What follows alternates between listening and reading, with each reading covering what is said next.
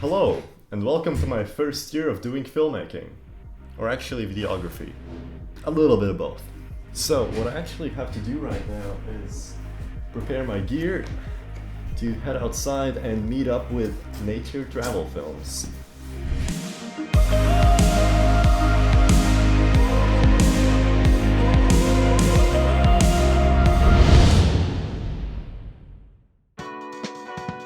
The task for today is to fire up the engine of my Volvo. It's very cold outside.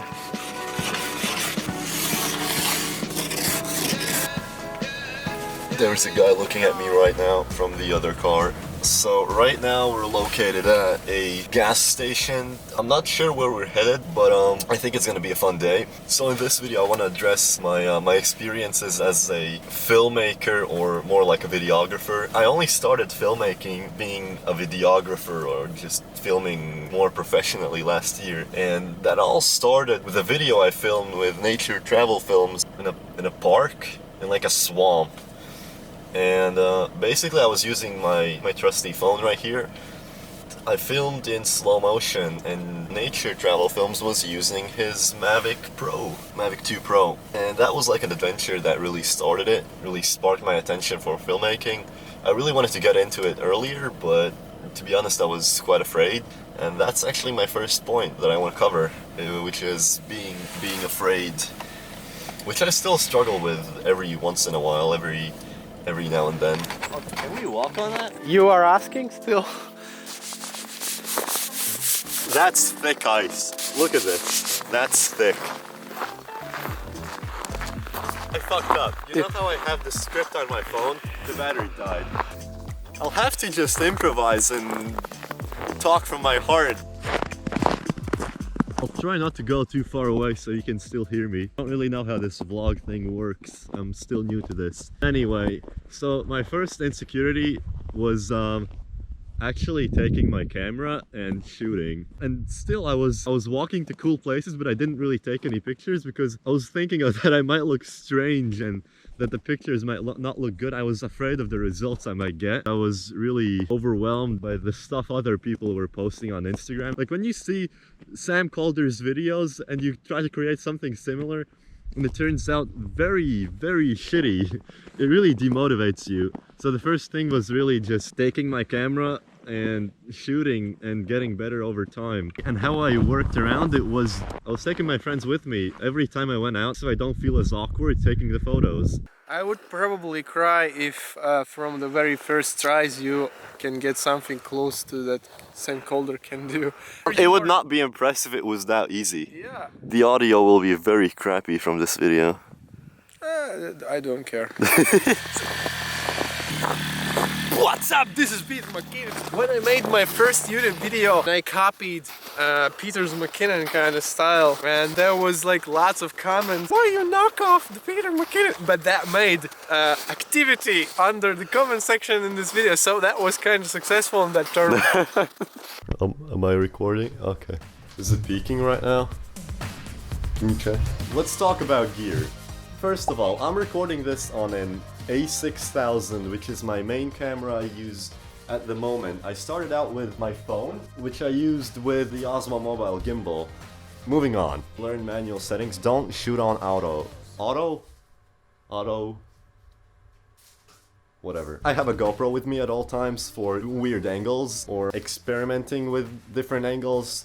There's like cool shots you can do. For example, you can put your GoPro in a cup and then pour hot water on it, and you wouldn't care because it's a GoPro, it can handle it. Mount this on a car, put it in water, film cool beach shots like this one, for example, which is one of my favorite shots I've shot. I'm gonna put it on top in post-production. Matt, remember to do that, please. A drone. It's still fresh. It does interesting things. You can get really creative with this. It's trending right now.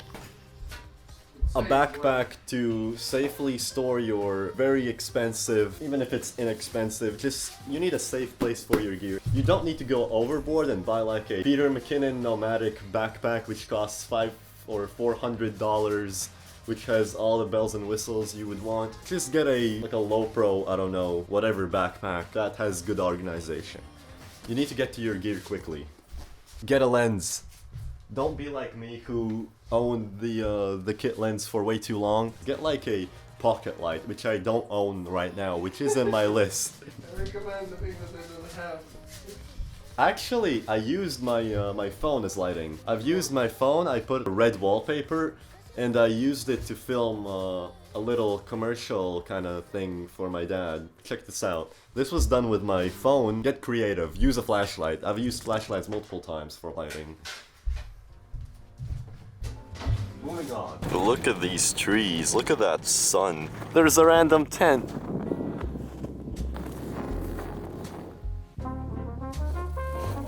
I don't know if the camera can hear me from here. You are finding terrible ways to tell a story. Actually, I know what we could talk about now. No. Let's talk about perspective. There is no perspective. Wait, no. And now I'm gonna transition into like cool shots of this place. And later on in the post-production, I'll do a little voiceover. Who would have thought? Picking up a camera has completely changed my mindset on the world. Want to hear a fun story? At the start of 2020, I was laughing at the idea of me taking pictures of the nature, let alone video. In just a year, I went from thinking that every single sunset is the same, to adoring each and every one of them. In the summer, I went to the beach more times than I ever did in my life before, just so I can catch another one of them. I think what I'm trying to say is, I see things different now. Capturing moments has made me addicted to exploring more of what's around us. I've had the most amazing time because of it, and because of the friends I've met. Even during a pandemic, I've chased the morning lights with my friends, explored more places in the country, even helped people with the content I've put out in the past year. So yeah, that's it. Perspective. Because of this. Yeah. Anyways, we have not seen skies like these in this winter so far.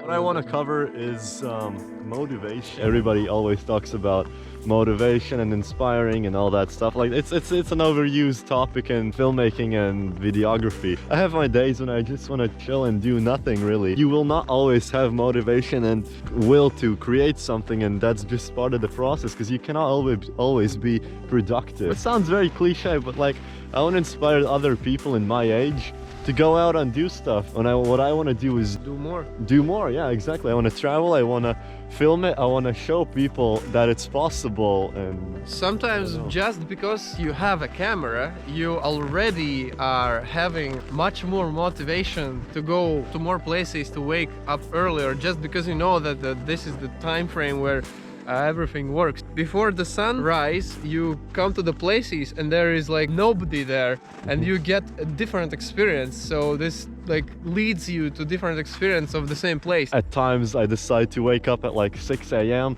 go there before everybody else does, just start my morning there, and I will experience the sunrise and everything, the clouds, film it, And take the photos. places usually look totally different. Yeah, so they're different. The thing that I learned in the past year is that you don't need to be always productive, always filming, always editing. You have your moment, like 2 weeks when you're completely committed, and then you can take a break and like think of the next project and then be motivated again. Look at the birds. I feel like it's just the beginning of my journey. I have so much more I want to share, so many other stories I want to tell you. I appreciate every single person watching right now. Thank you, and I'll see you soon in the next video.